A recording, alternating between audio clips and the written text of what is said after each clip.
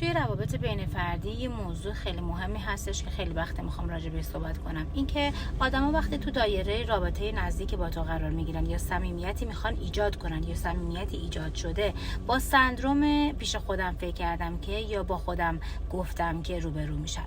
این سندروم چیه؟ یعنی که فارغ از این که به این فکر کنن که چقدر میتونه احوالپرسیشون، کیر کردن رابطه یا مراقبت از همین جزئیاتی که مثلا حالا یه حالی بپرسم، یه تماسی بگیرم، یه پیامی بزنم، فارغ از این که به این مسائل فکر کنن، نمیدونن که با بی‌توجهی کردنشون چقدر میتونن به اون رابطه لطمه بزنن. رابطه کیر میخواد، مراقبت دو طرفه میخواد.